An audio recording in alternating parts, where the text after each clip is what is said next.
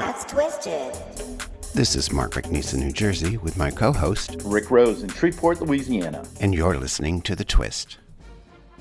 Welcome to The Twist, everybody, America's only clothing optional podcast, and today is a spectacular 4th of July edition. Rick, I understand you're naked.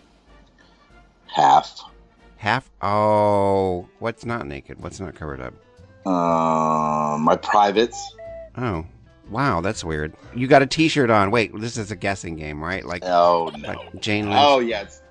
We used to do this on YouTube, folks, and we could see each other, but now we don't. So the guessing is good, because it's all a mystery, Mark. I'm guessing you got a t-shirt on. No, those things aren't so private. Okay. I'm fully clothed because we're going to the pool today. I work Thursday through Sunday, which is great. I love that schedule. Today, my friend Jerry's here at the house in New Jersey where we live now, and hey, girl, hey, we're going to the Raven. It's a gay like a little hotel place. It's been around forever. It's near here, and they got hotel Holiday Inn. But that makes no sense. You should be the one that's naked then. I should be at dressed the pool. Because I have a business thing. I don't know. I don't think it's. God. Oh, yeah, that's right. You got a new thing going on. Do you want to talk about it or save it? No, I'll save it. But I want to ask you this. I would never be naked in front of a friend at a pool. Have you ever done that? I've never been naked in front of friends. Well, partners, yes. I mean, no. Well, yes, a long time ago at nude beaches. Would you not go to a nude beach with your friends? Yeah, over in France and stuff. But I didn't know those people. Oh, okay. They weren't my friends. You went by yourself? Well, no, with the partner. Oh, okay. All right. No, I mean, okay, then you're saying you would not go with a group of friends. Naked. Yeah, okay. Yeah, well, that's fine. Okay. That's your thing. Now, let's get to our sponsors for this 4th of July spectacular. Well, I hope everybody knows that we're not obsessed with nudity. It just has to do with we're America's only clothing optional podcast. Please. So no, I'm not. But I am getting thinner, so I may be wearing fewer clothes. Hey, Mark, that's fantastic. For real. I'm not kidding you. That's great. Thank you, Rick. See that progress. Yeah. One of our sponsors, we have two every month, and our sponsor for July, now that we're in a new month, the first one is author Marshall Thornton in his new novella, Aunt Belle's Time Travel and Collectibles. Marshall Thornton is the author of the Lambda Literary Award-winning mystery series, Boys Town, gay mystery. Everybody loves it, hot series. And his romance novel, Film, was a Lambda finalist for MM Romance earlier this year, just a month ago. In Aunt Belle's, Thornton asked the question, where would you go if you could travel to any part of your past? Main character Terrence wants to go back to 1992 and not meet Mr. Wrong. What begins as a journey to change the past becomes a trip to find the future. If you're new to Thornton's writing, this is as good a place to start as any. And if you're a longtime fan, you'll be delighted by another trip on the imagination train with one of the best writers around. Find it at Amazon, Barnes & Noble, Kobo, and other outlets today. Love it. The show is also brought to you by the Shreveport Aquarium, which has yet to officially open stores. Yeah, it's a great underwater world of wonder coming to Shreveport, which is in northwest Louisiana, where I sit this morning, where I usually podcast the show from. Come Touch Tomorrow is the theme of the Shreveport Aquarium. It's transforming Shreveport's historic Barnwell Center into one of the country's most exciting aquarium attractions. Bridging the fun and excitement of aquariums with the mission of ocean education will include a restaurant called SALT, which stands for Sea, Air, Land, and Time. And there will be, Mark, get this, over 3,000 animals representing more than 270 different species, including sharks, rays, octopus, crabs, jellyfish, much, much more. You can actually go in and touch a shark. It's going to be great at Shreveport Aquarium, folks. Learn more about it and when it opens at shreveportaquarium.com. Thanks for sponsoring our show. Really, and for being a place I want to go. I mean, that sounds amazing. That's like a Monterey Aquarium. Yeah, oh man, I've just been, last night, I don't sleep so well, and I've been researching a lot about the 4th of July in preparation for our independent show, as you said, but also reading about aquariums across the country. And they're a great destination. So come on, you don't have to live in Shreveport. Come from New Jersey, New York. By the way, let's shout out to your governor in New Jersey, Mark, who shut down the beaches and then showed up to the beach himself with his family and said, oh, that's okay. I can't wait till this wretch is gone. I mean, he's such a low-rent Donald Trump. I mean, Trump at least is enormous. Trump is bigger than life. And Christie's just a wannabe turd. But anyways, and also right near our house, there's a shut down park. We have a little park here a mile from my house where we often would go and walk. We would park the car there and walk along the Delaware River. It's beautiful. And it's nice. Closed. They have a barricade in front of the park. Like, come on, man. And we all know Jersey Shore. Did he close like the shores? Or those are private beaches down there, I guess. I don't know. I can't wait till he's gone. He's horrible. And he was out there, though. His approval, I know, he's a whale. His approval rating, and I'm not fat shaming, but his approval rating is like 15%. I mean, this guy's this guy's where Trump will be in about another year. So, you ready? Forget him. He's not worth it.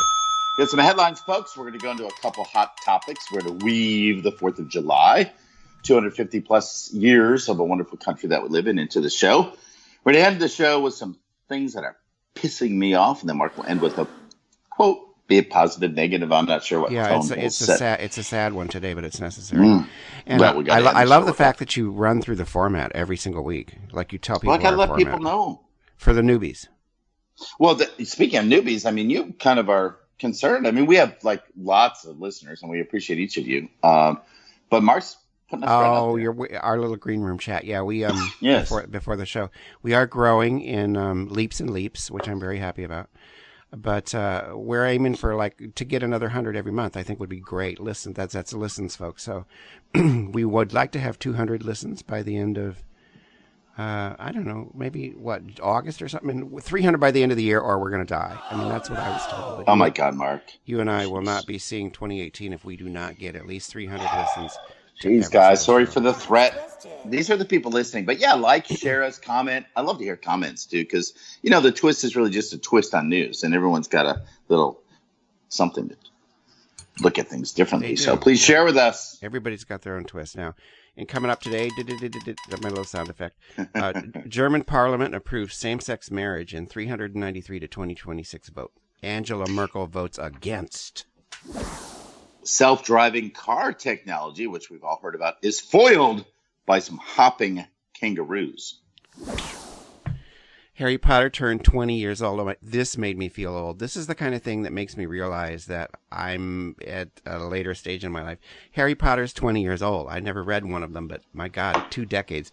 Today, this was not today, but when the article came out, today marks the 20th anniversary of the publication of Harry Potter and the Philosopher's Stone back in 1997. The Texas highway right outside of Dallas is taken over by about 200 wild pigs. See, I'm doing my own little sound effect. I like it. Thank you. 2 Jewish lesbians were ejected. This is going to be my big topic today. 2 Jewish lesbians were ejected from Chicago's Dyke March because of their Stars of David that were labeled triggers. Oh, no. And can Coca Cola be used as a tanning lotion? I'm drinking Those Pepsi. stories and more. I got my diet Pepsi. I sent you a picture of that. I did. I saw it. I love Diet Pepsi. I mean, I totally did the Pepsi challenge years ago. Pepsi is so much better than Coke. And let people know what picture I sent you. Did you get it when I was drinking? Some creamy thing that you do in the morning. Oh, yeah. This banana from protein. 30 grams of protein goes in my mouth before the day starts. Well, I was going to say, is that part of the whole being naked today thing that you got going Mark, I'm fully dressed now. It comes in stages. When we talked, when I first woke up this morning, I was naked. Okay. Okay, but you do banana proteins in the morning. Oh yeah, they're good. Okay, I don't blame you. All right, let's go into some of our headlines. We'll have a few of them. Mark, you started off. I am gonna start because I saw this, and I love to start out with something fabulous because it's the twist. Spine-tingling Whitney Houston cover brings down the house on America's Got Talent. We don't see it every show. Some years we don't even watch, but I saw this guy. His name is Johnny Manuel. I thought he said John Emmanuel, but it's actually Johnny Manuel, black guy. He did a cover of Whitney Houston's I Have Nothing, and oh my God, Rick, it was like I got Well, tingles. I listened, Mark. Everybody got tingles. Amazing, amazing performance. This guy was good. Was that your story? Yeah, I'm just doing the things until we get into something in depth. Oh, cool. But yeah, he was great. People are still talking, sharing, liking, all that good stuff. Here's a headline I didn't talk about, but I got to talk about it because it affected me, actually. Guy takes bare-legged stand against off-the-shorts policy and men rejoice. This happened over in England. He was a worker at a call center there. 20-year-old Joey Barge complained that if women can wear skirts, why can't he wear shorts? Professional shorts, that is. He was denied by his company originally, then took it out on a tweet and created great effect, and now the country, or that business and others around the country, are allowing it. I feel the same way. I mean, I was at work and I was watching this gal and she had shorts on. I'm like, you know what? Tomorrow I'm wearing shorts. I don't get the difference. So maybe things will change across the world. Well, right. And actually, there was a very similar story about a school, like a boys' school in London. You know how they have the uniform schools. Anyways, they weren't allowed to wear shorts, so they all but like 20 of these boys showed up in skirts. Wow. More power. Power to you. YouTuber accidentally kills her boyfriend in a stunt gone wrong. This was going to be my topic, but the news cycle is so fast, we had to move on. But anyways, an aspiring teen YouTube star accidentally shot and killed her boyfriend last Monday in a stunt gone wrong. The Norman County Sheriff's Office said that Mona Lisa Perez, 19, shot her 22-year-old boyfriend, Pedro Ruiz, in the chest at close range with a powerful handgun. He was holding a book. It was going to be a stunt. She wanted to be a video star. Is this not exactly the culture we're living in now? We have a Twitter star president who's like, it's so hard to get through a day not talking about him. But I try because he's gone, man. This man is fucking nuts. And there's no defense of him, and the people who defend him, I don't care. Anyways, I'm getting tangential there, but anyways, they wanted to be viral video stars, and they were trying to do stupid shit online, and she killed him. Oh well. It was horrible. Yeah. God, where's social media gone? I mean, look at you got Trump. Look what it's gotten us every single day. But he's allowing it because that's modern presidency. We allow it. We allow it by making this crap news every day and not paying attention to what the we're not going down his path of diversion because everybody will tell you it's a diversion. The legislature, we're not talking about it. They're doing things. They're destroying. They're reversing all of the environmental protections, because everybody's busy paying attention to his insane fucking bullshit. And then everything goes away. You're right. I'm ringing that bell. Ring that bell. Thank you, sweetie. Thank you for stopping me. Can't divert. Mayhem on Texas highway as pigs run loose. Dozens of pigs, hundreds of pigs actually, run wild on a Texas interstate outside of Dallas. Folks, I like to always have one of my stories be about videos, and you can go and find the video online. Just search those words, pigs gone wild on Dallas freeway. It was crazy. So 2 trucks and a car had a collision.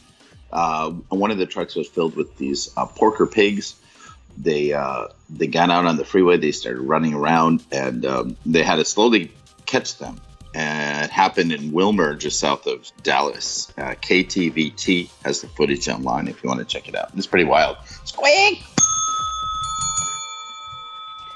Evangelicals are slowly, I would think very slowly, coming around to support marriage equality. I'm not so sure about this one. A new study found that evangelical support for marriage inclusivity and acceptance of LGBT. By the way, I'm getting rid of the acronym this year. It's queer to me. Acceptance of queer people is slowly rising. A study carried out by the Pew Research Center found that 2/3 of Americans are now in favor of equal marriage laws. That does not mean 2/3 of evangelicals are, but apparently 1 or 2 of them are now on our side. It's cool. I want to shout out to the star of Parks and Rec, Natalie Morales, came out as queer this weekend. She said she's a very private person. She just came out as Susan, what's her name? Come on, help me out. Susan Black. No, Pollard. Sarah Pollard? Sarah Paulson? Yeah. Sarah Pollard from Parks and Rec has a... Amy Poehler. Amy, oh my God, Mark. Thank you. Yeah. Girl. You got that wrong. But Amy and she are friends, of course, being on the show together. Amy has a blog site or a website. And Natalie Morales said she's a very private person, but this is something she couldn't be private about anymore. So why am I coming out now? I want people to know that I'm queer. I am part of the LGBTQ experience. If you don't have someone in your life and you've watched my show, now you know someone who is and how important it is. So I just want to shout out to her. But here's my next headline. Here you go. If you were born between the years of 1977 and 1983, there's a new name for you. You know what they're calling that group of people, Mark? It's one of those small generations. It lies between the Gen Xers and the Millennials. What do you think they're calling it? They just put a name to it. Snowflakes. Exennials. Exennials? Wow, I kind of like that.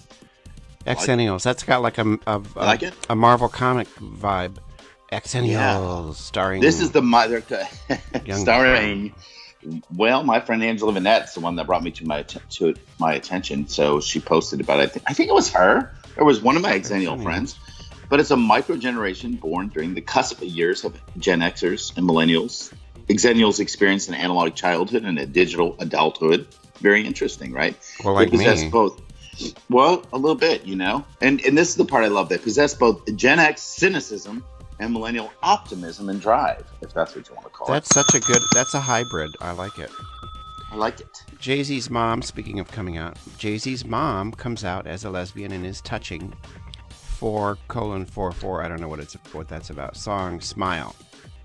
JayZ just dropped his new album, and there's a song called Smile in it, and his mom comes out. Gloria Carter, the rapper's mother and co-founder of the Sean Carter Foundation, because that is JayZ's birth name, has come out as lesbian on his track Smile. He starts off the song with describing her experience hiding who she was, and here's a little quote from the lyric. Mama had 4 kids, but she's a lesbian. Had to pretend so long that she's a thespian. Had to hide in the closet, so she medicate. Society shame and the pain was too much to take. So good for her, good for JayZ, Beyonce, they're fierce, all of them. Sorry, I started giggling, not about the story, because it is a beautiful story of of pride. my rapping? Yeah, it was the way you rapped. It was white boy rapping, as I call it. White gay boy rap. Girl. Hey, Gap. girl. I was gapping. Hey. You were gapping. Here's the story you all want to know. If you're headed to the beach or the gay pool like Mark and his friend are, sun worshippers rub Coca Cola over their bodies in dangerous quest for tan. Coca Cola has many wonderful uses. You can use it to clean your sink. You can do many things with it. People have over the years, but they said one thing you shouldn't do with it is put it on to get a tan. Because people were using it because apparently, it contains caramel dye. That's one of the reasons I don't drink it, Mark. But it results in a bronze hue when applied to the skin. It was originated in the UK last summer. It kind of trended. It's now gaining traction across the world. But scientists will come out and tell you it's not a good idea. It will stain your skin. And because sodas are acidic, it may actually exfoliate dead cells, enhancing the ability of UV light to penetrate the skin. That's what can happen positively, but it's not a good idea. It may increase your risk of a sunburn. Stay away from the Coca-Cola. Well, and thanks for reminding me just now that soda is acidic, because I got to watch the acid. I didn't even think about that. Well, now that what happens is I work at the grocery store. I see all kinds of food all the time, and they catch my eye, and I go like, oh, I want to try that. And I get it. A bunch of people bought Diet Pepsi, and I remembered really liking it, but it's acidic, so I got to think on that again. By the way, I do want to, I know you're working on the book about being a grocery checkout boy, in retirement. But I think every show we say, hey, what was the hot item this week? I think it'd be fun. See what came across you. I love my food stuff. Oh, I like that. What was the hot item this week? Yeah. So well, it's 4th of July. 4th of July stuff, like ribs, like crazy shopping the last few days. Today's going to be nuts. I'm off today. So it's all 4th of July stuff. Lots of ribs, lots of barbecue stuff. That is the hot item until tomorrow, certainly. Oh, that's cool. Thanks for reminding me. No, because now I'll start looking at that, like what's really hot. I know one item that's always hot is our rotisserie chicken. Super. Really? It flies off the shelf. No, it does, and I get greasy. I get grease all over my hands all the time. I bet you do. So how much is it up there? Because like here, it's $5.95. Yeah, it's $5.99. So. Wow, that's cheap. Okay, headline, your turn. Yeah, I'm running out here because we got to get onto our topics. How many more do you have? I have as many as you got, girl. Well, this is a quick one, and people are going to think I'm joking, and I'm not, but because I respect sex workers. I understand that that's their profession, and a lot of folks that they don't have any choice, but there are also people, this is what they do, and I have no problem with it. But there's a new organization called Hookers for Healthcare that was formed to resist the repeal of Affordable Care Act, Obamacare. Wow! Because a lot of women and men, but certainly this, it tends to focus on women in that industry. That's how they get their health care. They don't make a lot of money. They're on Medicaid, or they're on, maybe they've got a insurance with a subsidy. So they're going to be seriously affected if they repeal Obamacare too. So, Hookers for Healthcare, we are with you. And I mentioned this earlier, so I got to bring it up. Self-driving car technology foiled by kangaroos. Volvo says hopping throws off the vehicle's animal detection system. Just a conversation the other day, friends were saying, God, one thing's creeping me out is that the day of auto-driven automobiles is almost here. And so they've been testing them around the countries, robotic driving, et cetera, et cetera. Well, this happened over in Australia, and the Australian Broadcast Corporation reported that this really happened because kangaroos cross the road like, deer here would in the States. whatever analogy you had. And Bo will confess that the marsupials are throwing off the large animal detection systems being developed for self-driving cars and stopping cars in their tracks. So wow. Some work ahead of us yet, Mark. I'll probably end up in one of those someday, but I'm so resistant to it. Frank, I don't want a car controlling my life or death, decision. And Frank uses cruise control in our car, and it's a Prius V, and it will stop you if you get too close to the car in front of you. But I'm telling you, a couple of times it didn't work, and he had to use he had to put the foot on the brake, and I don't trust this shit, but maybe someday I might someday. Okay, I'm coming to the end here because I only got 2 left, and they're not happy news items. Texas Supreme Court, my quote is going to come from this one, unanimously ruled that same-sex couples are not automatically entitled to the same benefits and privileges as opposite-sex couples. I don't want to get into the whole story of how this happened, but back before the Supreme Court decision, Houston, the lesbian mayor of Houston, I believe it was Houston, extended benefits to same-sex couples who worked for the city, and you had these two taxpayers, good saved evangelical born-again taxpayers, I'm sure, who filed suit saying that their tax dollars were being used to subsidize a lifestyle that they thought was sinful. Anyways, the suit, it never should have gotten this far. I've read a bunch about it. It should have just been dismissed out of hand. It's like a pacifist filing suit because my tax dollars are used for the military. They throw these suits out automatically, but this one didn't get thrown out because we're faggots and homosexuals, and so there must be some merit to this shit. But anyways, and then it was decided against by a lower court, and originally the Texas Supreme Court refused to hear it in January. The Republican governor, Texas is so goddamn red, but all of these Republican politicians harassed their elected Supreme Court, which is a reason we should not ever elect judges. And so they decided to hear the case, and now they unanimously decided that the Obergefell ruling does not necessarily mean that marriage is marriage. The ruling from our Supreme Court was very clear that it does. They just ruled last week against Arkansas that tried to say that they didn't have to put same-sex couples' names on birth certificates of their children. The Supreme Court said no. Obergefell was very clear. Whatever you're giving to opposite-sex couples, you got to give to the homos. Supreme Court in Texas says no. So now we will see where that goes. And my end quote will be from that, and it's quite chilling. Being on the border of Texas, they're in a world of their own over there. We shout out to that kid last week, that University of Houston student that was a football player in high school, but also on the pep thing. He wrote back. Did you see that? It was pretty cool. He wrote me back in an email and said, "Hey, thanks for telling my story. I loved it. It was cool." All right, I got 2 more headlines. Mine, yours, mine. Then I'm into it. My next one is my big topic. So. Oh, okay. Oh, then I should make this my big topic. Here Absolutely. It goes. Here's my big. J-Lo is on the down low in New York City. She's got to run. She's on that July 4th special tonight, but they tape it ahead of time, guys. She was in Long Island City, Queens. Yeah, they just the same thing. You're right. Full disclosure. But Friday, she had a pre-taping for her performance for Macy's 4th of July fireworks show, along with some other artists who will actually perform live. But because she pre-taped her 4th of July performance, she angered a lot of locals off. Residents of a building on Borden Avenue near the park where J-Lo and other acts perform say the broadcast turns her block into an annual nightmare and actually robs them of their liberty to celebrate the 4th of July. And it kind of makes sense if you think about it. Tonight, live from that location, Brad Paisley, Lady Antebellum, Sheryl Crow will be performing. But it's sad. There's a gentleman that actually in one of the interviews I read says, he is upset because there's a lot of, what was he saying? There's a lot of veterans living in one of these buildings in particular, and they're kind of not allowed. They're in a frozen zone where they can't leave their property after 1 p.m. on Independence Day due to tight security measures that Homeland Security puts into play.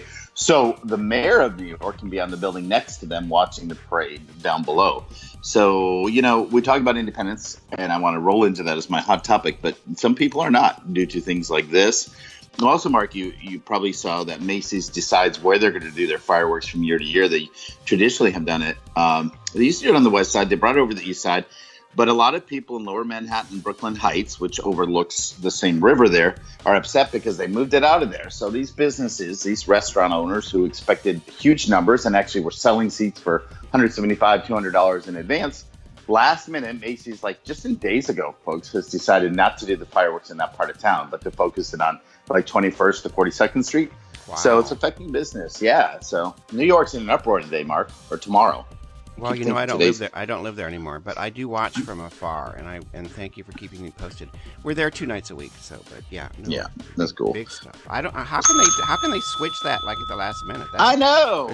There's so many logistics. You got barges and all kinds of crap. Well, I don't know. Keep people on their feet. All right, moving into my hot topic. It's one of my hot topics. I just want to talk about Independence Day and what independence really means. You know, a lot of stuff going on in that world of immigrants. Our nation is built on immigration. I know that my family moved here from Austria, from a country called Bavaria, which was between Austria and Germany, actually.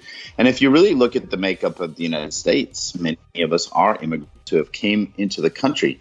Now, we're currently living with an administration that wants to put up walls. Think about it, folks. Literal walls. That'd be like stopping the ships that are on their way over from another country. And this is going on as we celebrate our nation's 250-some birthday. Thousands of people will raise their right hand, swear their oath, and become the latest members of the United States of America. They predict, how many people? 15,000 people will be sworn in as U.S. citizens tomorrow at dozens of naturalization ceremonies, ranging from George Washington's Mount Vernon to locally here in New Orleans at the National World War II Museum, which is fairly new, to the ship deck of the USS Hornet off the coast of California. I give these examples as imagery of how beautiful and sweeping our country really is. But against that backdrop, folks, we're still dealing with a president that has a temporary travel ban that is in effect because of the Supreme Court ruling last week. Still pushing for that border wall and continuing to mobilize to fight back on all fronts of immigration. I know when he ran for the presidency, he said, you know, each year, and this is a true fact, a study came out and showed that first-generation immigrants in our country cost taxpayers $57 billion a year. But what's neglected to mention is that second- and third-generation immigrants, you know, we're living through those waves now. I think myself, I'm a fifth generation. They created a net profit of $30.5 billion in the second year of second generation, and in the third year, $223 billion respectively. So a $57 billion price tag in 2 years is an investment of $223 billion. My point is this, that we live in a country, it's Independence Day, people are celebrating, but at the same time in fear of their rights to be U.S. citizens. So, interesting. That's all I wanted to say. Happy Independence Day, and welcome to those 15,000 people who are pledging allegiance to the United States of America. Yes, pledge allegiance and, you know, free yourself, you know, in any way you can. Look for your own independence. I'm really kind of patriotic. I got swimsuits with fireworks on them for today. Wow. Just for the occasion. That's cool. But it's so easy to forget that the rights and everything that we have that we fought for so long can be taken away in various ways, especially if you weren't born here and you're not a citizen. So, and lots of other ways too. Yes. So absolutely, everybody value what you've got here and fight for it, and don't forget that it's not certain. Right. Happy Independence Day. Mine is my big topic is the Dyke March in Chicago that threw out or evicted 3 Jewish dykes. You know, by the way, it's called the Dyke March, so I can use that word. It's fine. We talked about that before. Yes. Facebook. My topic is triggers, because what happened was these 3 women, Jewish lesbians, went to the Dyke March. They had a rainbow flag with the Star of David superimposed on it. This is not new. This has been around a long time. One of the women has been to the Dyke March with this flag for 10 years. But now, in our trigger-happy society, that's going to work its way into our headline for the show. Everything's a trigger, and everybody's got to be protected. Everybody's got to have their own little safe space. So what happened was they started being harassed by other people, saying that they had brought an Israeli flag to the Dyke March, and the woman, I should look up at her names. anyways, I don't want to take time with that, but I do highlight it. Anyways, they the woman told the march people that, listen, it's not an Israeli flag, it's a pride flag. Just like they just added brown and black to the flag in Philadelphia. So, but what happened was the pride organizers said this is an anti-Zionist, pro-Palestinian rights march, apparently. And the Star of David was a trigger, and it made lots of pro-Palestinian dykes feel unsafe. So they kicked these 3 women out of the march. It was a big deal. It was on the Windy City Times, Huffington Post, everywhere they wrote about it. Here it was. They were telling me, she said, they were telling me to leave because my flag was a trigger to people that they found. She said, prior to this, I had never been harassed or asked to leave, and I had carried the flag with me. So my whole hot topic today is about triggers. I'm so sick of fucking triggers. You want to, this is a really simplistic thing to say, but one of the reasons, one of the dynamics of our current president being elected was people being sick of this shit. And I don't blame them. And it's not just binary, tired, white, oppressive men. Right. Who are put off by this crap. Facebook is now banning the word dyke, and dykes are pissed off about it, and I don't blame them because, a couple years ago I saw the word dyke spelled D***ke. It might have been on the Huffington Post, and I'm like, please give me a fucking break. Queer is okay. Everybody says queer, and I'm using it now because I'm so sick of the LGBTQIE acronym, and I want it gone. It's like, that's part of the problem to me now in my new thinking, is that we're so divided. Everybody's got their own little box. We're all divided. We're L, we're G, we're B, we're T. We're in our own little boxes, and we want them kept absolutely safe. We don't want anything to threaten us or make us feel, like we might be harmed psychologically or physically. And it's way, way over the line with all of it, and I'm tired of it. I had my first mystery is a gay mystery. The first one came out 4 years ago. It had what I would consider a trigger warnings on Amazon by 3 evangelical women, Christian women, who didn't know there were gay characters, so they gave it 1 star just so they could write there are homosexuals in these book. That's a trigger warning. And it happened again recently with my last book, my Detective Linda mystery, that was reviewed on a website for lesbian fiction called Lesbrary. And I'm glad somebody reviewed it, but the woman who reviewed it put trigger warnings on it. It's a thriller. People get killed. Yeah, that's the deal. If you don't know that people get killed in a thriller, why would you read it and why would you review it? So it's just way, way gone too far. I don't want, and I'm going to stop with this, but thank God that I didn't grow up with a bunch of bullshit trigger warnings. Edgar Allan Poe, Mark Twain, Alice Walker, Nikki Giovanni. Right. They did not put there were no trigger warnings on their poems and their fiction and their essays to tell me that I might be upset by what I'm about to read. Thank God. And it needs to stop. It's horrible. And that was my hot topic for the day. Well, it's a good one. It needs to stop. Some ding, ding, ding. Ding it. Ding, well, ding. Yeah. Here's your here's your fucking trigger warning. You could have saved it for last week, because the very last topic we like to do is the hottest topic of all. So things we're tired of and we've had enough of it. It sounds like you certainly had enough of that, Mark. So I'm done with it, and I'm done with it, and I'm it's like, okay, don't be surprised if he's reelected, man, with your bullshit trigger warnings. No, he won't be. Don't start. Okay, I'm sorry. I didn't say his name. I didn't say anybody's name. I know. It could be Christie. Could be Chris Christie. He's going to run for a 3rd term. Yeah. Oh, God. Is he really? No, you can't do that in New Jersey. Thank you, Lord. You can in Wisconsin. Governor Thompson. You remember my dad's buddy? He did it effectively. Yeah. Anyway. Go on. So here's what I want to talk about, because this one, I know it's your hot topic too. The hottest topic, the things we're tired of, pet peeves, if you will, is back to the way the news handles things. So it's kind of like you're talking about in the way of, so much immediate access, like we're talking about this week with all the stories about that man's tweets and people being able to do the warnings they're talking about, or things the news thinks that we have to know. So my hot topic is enough already of these listicles, bullet points, specifically as they play out in the news. 5 things you need to know to start your day. 5 things you need. So I just searched 5 things you need to know, right? And a Google search. Right. Here's some of them. 5 things you need to know to start your day. Bloomberg uses that. 5 things you need to know for Sunday. Pro Football Focus subscription magazine online just uses those. And I mean, do I really care that so-and-so was part of the draft pick and so-and-so has 4 tight ends running against 3 loose ends? I don't know. All that. USA Today, of course, has the most famous one. 5 things you need to know Friday. 5 things you need to know now is what the Week magazine calls them. You need to know them now. So I looked those up, just curious. What do I need to know to start my day, according to Mr. Bloomberg's organization? He thinks I need to know about Japan's prime minister reeling from a liberal Democratic Party, his party being trounced in the Tokyo elections. He thinks it's important for me, and I can't go about my day unless I understand that China and Hong Kong have a Bond Connect launching today, whatever that is. He seems to think that one of the things I have to know today to be successful is about Qatar's consequences awaiting them because I don't know, something's happening to Qatar. I mean, do I really need to know that?